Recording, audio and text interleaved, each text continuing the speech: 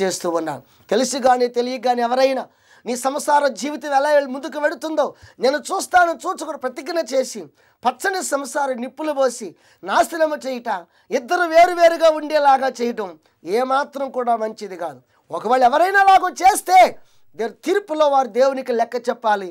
దేవుడు వారి అంతు చూస్తాడు అని ఈ ముఖంగా నేను మీకు తెలియచేస్తున్నాను. దయచేసి మీరు ఆలకించండి. విడాకులు ఎందుకు తీసుకోకూడదో ఇప్పుడు దాకా మీకు చెప్పాను. నేను తల్లిదండ్రులను విడిచి వాళ్ళిద్దరు ఏకంగా ఉంటారు కాబట్టి వాళ్ళు కలిసే కాపురం చేయాలి. రెండవది, కఠినాత్మ కలిగి లేకుండా వారు చక్కగా కలిసి క్షమించుకునే స్వభావం ఉన్నట్లయితే వారికి విడాకులు అవసరం లేదు. ఇక మూడవది, దేవుడు వాళ్ళు జతపరిచాడు కాబట్టి ఏ మనిషి వేరు చేసే ప్రయత్నము చేయకూడదు. దేవునికి స్తోత్రం, హల్లెలూయా. ఈ విషయం మనం అర్థం చేసుకోవాలని మీకు మనవి చేస్తున్నాను. ఆ తరువాత మరికొన్ని విషయాలు కూడా ఇక్కడ ఉన్నాయి, మరి మీకు చెప్తాను. ద్వితీయోపదేశకాండ 24వ అధ్యాయంలో ఈ రీతిగా వ్రాయబడింది. ఒకసారి చూడండి. ఒక స్త్రీని పరిగ్రహించి ఆమెను పెండ్లి చేసుకున్న తరువాత ఆమె యందు మానభంగ సూచన ఏదో ఒకటి అతనికి కనబడినందున ఆమె మీద అతనికి ఇష్టము తప్పినెడల అతడు ఆమెకు పరిత్యాగ పత్రం రాయించి ఆమె చేతికిచ్చి తన ఇంట నుండి ఆమెను పంపివేయవలెను. మనం చెప్పిన మాటలు ఇక్కడ ధర్మశాస్త్ర ప్రకారంగా ఉన్నాయి. ఇవన్నీ మనం ఒకసారి వచనాలన్నీ మనం చూసుకున్నట్లయితే, రెండవ వచనం, ఆమె అతని ఇంట నుండి వెళ్ళిన తరువాత ఆమె ఏరొక పురుషుని పెండ్లి చేసుకొనవచ్చును. ఆ రెండవ పురుషుడు ఆమెను వల్లక ఆమెకు పరిత్యాగ పత్రం వ్రాయించి ఆమె చేతి ఇచ్చి తన ఇంట నుండి ఆమెను పంపివేసిన వెడల నేమి ఆమెను పెండ్లి చేసుకున్న పిమ్మట ఆ రెండవ పురుషుడు చనిపోయిన ఎడలనేమి ఆమెను పంపివేసిన ఆమె మొదటి పెనిమిటి ఆమెను పెండ్లి చేసుకొనకై ఆమెను మరలా పరిగ్రహింపకూడదు.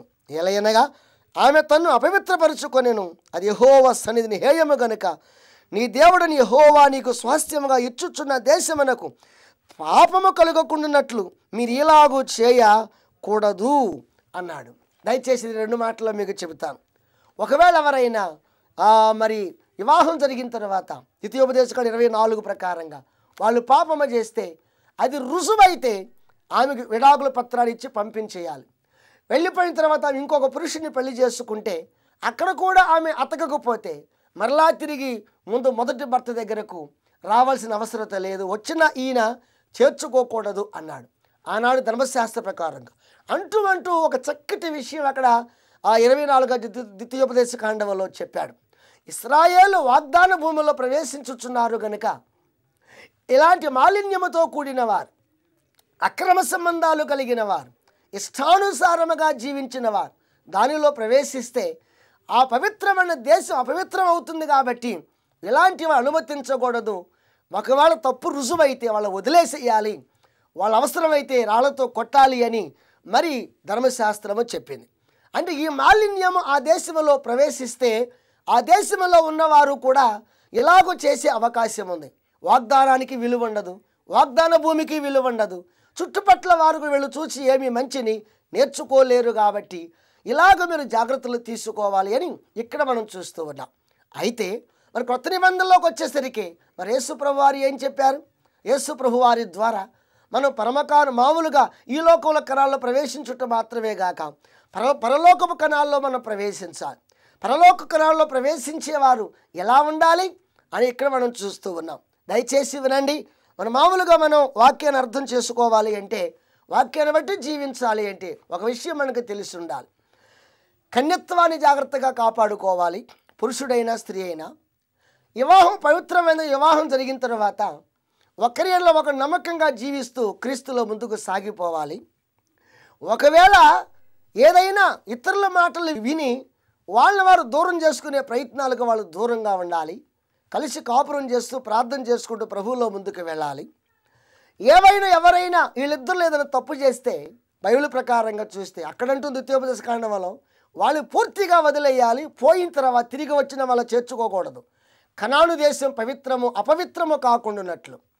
ఇక్కడ మాత్రం యేసు ప్రభు కొత్త నిబంధనలో ఏం చెప్పాడు అంటే, అలాంటి విషయం వారికి తెలిసిన ఒకరిని ఒకరు క్షమించుకోగలిగితే, ఒకరి పట్ల ఒకరు దయ చూపుకోగలిగితే, వారు క్షమించమన్నట్లుగా క్రీస్తు వారిని క్షమించినట్లుగా వారిని వారు క్షమించుకోగలిగితే దేవునికి స్తోత్రం, చక్కగా వారు పరలోకం ప్రవేశించవచ్చును అని క్షమాగుణానికి, ఒకరిని ఒకరు క్షమించుకొని క్రీస్తు మనసు కలిగి ఉండడానికి ప్రాధాన్యత ఇక్కడ ఇచ్చారు. దేవునికి స్తోత్రం. అంటే అర్థం ఏంటి? ఈ లోకానికి ఆ లోకానికి ఉన్న తేడా ఏంటంటే, వీళ్ళు పాపం చేసిన శరీరాలతో ఈ లోకంలో ప్రవేశిస్తూ ఉన్నారు. కానీ పరలోకంలో ప్రవేశించాలి అంటే ముందు ఇక్కడ క్షమాపణ పొందాలి.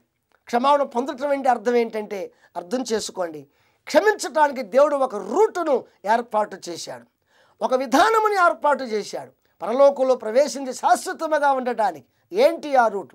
బైబిల్ అంటుంది, పాపులను రక్షించుటకు క్రీస్తు యేసు లోకమునకు వచ్చిన వాక్యము నమ్మతగినది.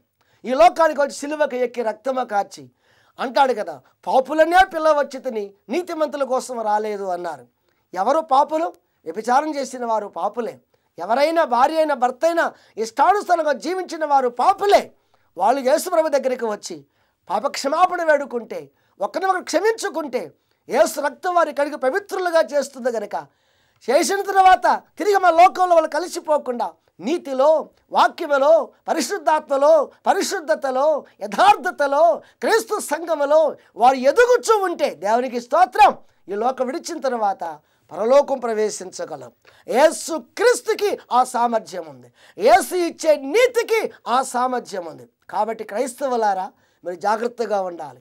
విడాకుల చట్టాన్ని శరీర కోరికలకు బానిసలుగా చేసి పవిత్రతను దెబ్బతీసుకుంటాం, ఒకరినొకరు మోసం చేసుకుంటాం. విడాకులు ఏదో గవర్నమెంట్ ఇస్తుందని, లేక ఏదో అనుమతి ఉన్నదని ఇష్టానుసారముగా వాడుకోకుండా అతీతమైనటువంటి క్రీస్తు రక్తము చేత కడుగబడి నీతిమంతులుగా తీర్చబడి ఆయన దయకు పాత్రులై క్షమాగుణము కలిగి పరలోక రాజ్యం వైపుగా పయనించాలి అని బైబిల్ తేటగా చెబుతుంది. మత్తయి సువార్త 6వ అధ్యాయంలో 14-15 వచనాలు కూడా మీరు చదువుకోండి. అక్కడ చాలా మంచి విషయాలు రాయబడ్డాయి. అందుచేత మీలో ఎవరైనా తొందరపాటు కలిగి ఏమన్నా విడాకుల దిశగా, వదిలిపెట్టే దిశగా, శరీరానుసారముగా ఇష్టానుసారంగా జీవించు నిమిత్తమై మీరు ఈ రీతిగా ఒకళ్ళొకళ్ళు మోసం చేసుకుంటూ విడాకులు ఒక సాకుగా చెప్పి ముందుకెళ్ళేవారు మీలో ఎవరైనా ఉంటే అది తప్పు. అలా వద్దు. దేవునికి స్తోత్రం. వ్యభిచారం రుజువైతే విడాకులు ఇవ్వండి, కానీ క్షమించుకోగలిగితే విడాకులు అవసరము లేదు. క్రీస్తు మనసు కలిగి ముందుకు సాగితే ఈ లోకంలో మీరు మాదిరిగా ఉంటారు, పరలోకం ప్రవేశిస్తారు. అటు కృప దేవుడు మీకు దయచేయను గాక. తలలు వంచండి, 2 మాటలు ప్రార్థన చేద్దాం. ప్రేమ కలిగిన ప్రభువా, కృపగల తండ్రి, పరిశుద్ధమైన దేవా, మీ పాదములకు స్తోత్రాలు, వందనాలు చెల్లిస్తూ ఉన్నాం. ఈనాటి సమాజం వివిధ రకాల శరీరానుసారమైన కోరికలతో ఏదో చట్టాలు అడ్డం పెట్టుకొని జీవించుచు ఒకళ్ళు దోచుకు తింటున్నా ఇష్టానుసారముగా ఈ లోకంలో చెడిపోయి తిరుగుతున్న ఈ సొసైటీలో ఇలాంటి సందేశము అందించబడి ఉండగా నీరు కట్టి ఫలింపచేయండి ప్రభు. వాక్యాన్ని అర్థం చేసుకొని ప్రభా, మీ మనసు కలిగి క్షమాగుణము కలిగి పవిత్రతకే ప్రాధాన్యత ఇస్తూ ఒకళ్ళు తెలిసిన తప్పులు చేసినా మీ రక్తంతో కడుగబడి నీతిమంతులుగా తీర్చబడి నీతిలో ఎదుగుచు పరలోకంలో ప్రవేశించే అర్హతను వారు కలిగి ముందు కొనసాగుటకు సహాయం చేయండి. ఇంకెవరైనా ఇలాంటి విధానము తెలియక కసితోనూ పగతోనూ కఠిన మనస్సుతోనూ ఇష్టానుసారముగా నెమ్మది లేకుండా జీవించుచున్న వారు ఎవరైనా ఉంటే ఈ వాక్యము ఎలుగు ద్వారా వాళ్ళు మార్చబడి మీ మనస్సుతో ముందుకు వెళ్ళగలుగుటకు సహాయము చేయమని సొసైటీకి మాదిరిగాను నిద్రపోతున్న లోకాన్ని మేల్కొల్పేవారుగాను క్రీస్తు క్షమా గుణం విలువైందిగా గుర్తింపజేసేవారుగాను ముందుకు వెళ్ళగలుగుటకు సహాయము చేయమని దీవించమని అన్ని నామముల కన్నా మిందని యేసయ్య నామమున మిక్కిలి వినయముతో బ్రతిమిలాడి వేడుకొనుచున్నాము తండ్రి. ఆమేన్.